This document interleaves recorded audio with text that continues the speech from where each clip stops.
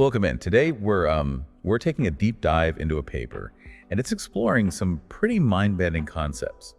Superconducting strings in the Two-Higgs Doublet Model. Okay, so before we even get into the whole superconducting strings part of all this, let's break down what this Two-Higgs Doublet Model, or 2HDM, is all about. You know I love a good theoretical physics deep dive, but even I need a starting point. Rightfully so.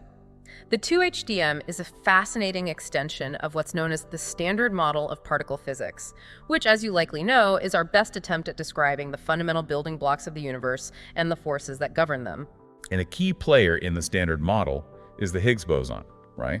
That elusive particle that was finally discovered back in 2012. Exactly. And the Higgs boson plays a crucial role in the standard model because it's what gives mass to other particles.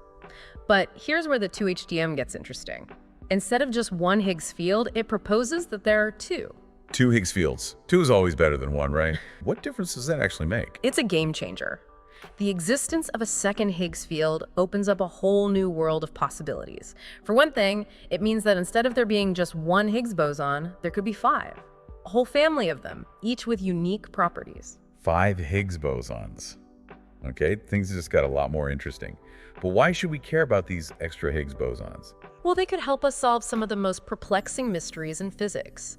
For example, the standard model doesn't offer an explanation for the existence of dark matter, that invisible substance that makes up a huge chunk of the universe. But some variations of the 2HDM suggest that these extra Higgs bosons could interact with dark matter in ways we haven't even begun to explore. So we're talking about a potential bridge between the visible universe and the hidden world of dark matter, all thanks to these extra Higgs bosons. That's what I call a plot twist. It's a very compelling possibility, and it's just one of the many exciting implications of the 2HDM. This is where it gets really fascinating.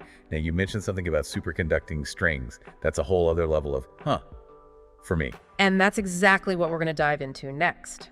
You see, these additional Higgs fields proposed by the 2HDM don't just affect particles, they could have profound impact on the very fabric of the universe itself, leading to the formation of these cosmic strings. Cosmic strings. Okay, I'm definitely picturing something out of Star Wars right now. What exactly are we talking about here? It's a great image, but instead of something you could hold in your hand, picture this: defects in the fabric of reality, like cracks or wrinkles in space-time itself, potentially stretching across vast distances. They're thought to have formed in the very early universe, just fractions of a second after the Big Bang. Defects in reality. Okay, now my brain is really starting to hurt. Think about it like this. Imagine a perfectly smooth sheet of ice. Now imagine that sheet of ice rapidly cooling and expanding. Cracks might appear. These cracks are analogous to cosmic strings, representing regions where there is a kind of discontinuity in the universe's structure. Okay, I think I'm starting to get the visual. But what makes these cosmic strings potentially superconducting? I'm getting the feeling this is where things get really wild. You're not wrong. The idea is that these cosmic strings could conduct electricity, but not just any kind of electricity. We're talking about currents of unimaginable strength, potentially even carrying electromagnetic energy across vast cosmic distances. So these cosmic strings could be like giant power lines stretching across the universe. That's the basic idea. It's a mind-blowing concept, and it all comes down to what happened during those first fleeting moments after the Big Bang. You see, as the universe cooled and expanded, it went through a series of phase transitions, kind of like water transitioning from a liquid to a solid as it freezes. Phase transitions, got it. So how did these phase transitions tie into the cosmic strings and the whole superconducting thing? Well, during these phase transitions, certain particles could have condensed onto the cosmic strings that were forming. Imagine dew forming on a cool blade of grass. It's a similar idea, and it's these condensed particles that could give the cosmic strings their superconducting properties. Okay, I'm following so far. But I have to ask, what does any of this have to do with the Two-Higgs Doublet Model we were talking about earlier? How do those two things connect? You see, the existence of those extra Higgs fields predicted by the 2HDM could create the perfect conditions for these superconducting cosmic strings to form. So we're essentially saying that the 2HDM provides the recipe, and the ingredients are those condensed particles clinging to the cosmic strings. That's a great way to put it. And what's really remarkable is that the researchers didn't just find one potential type of superconducting string in their calculations. They found three. 3 different flavors of superconducting cosmic strings, and this is where it gets really interesting. Tell me more. 3 types of superconducting cosmic strings. Okay, you've officially piqued my curiosity. What makes each of these types unique? Well, they're categorized based on the types of currents they can carry: magnetic, electric, and chiral.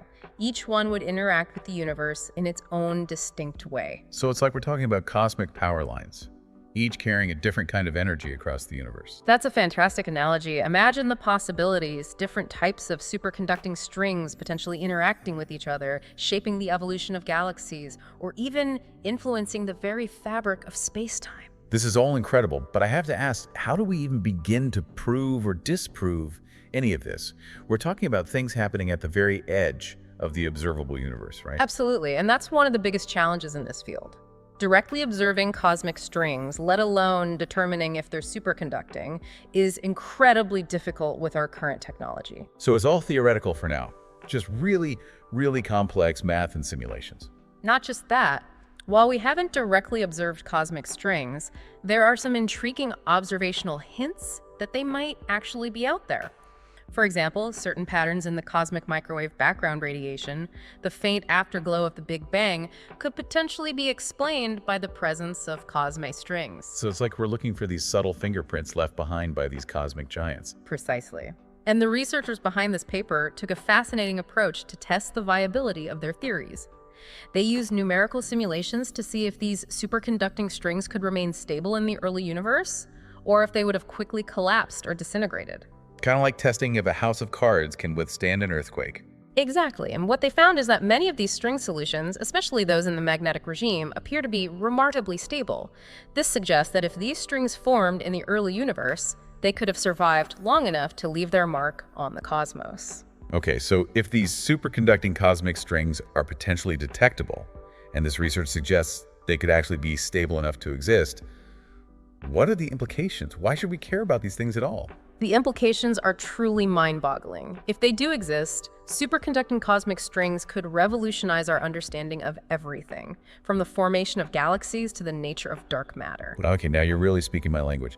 Tell me more about these potential connections. Well, for starters, let's talk about dark matter. As we discussed earlier, the 2HDM suggests possible interactions between dark matter and these extra Higgs bosons.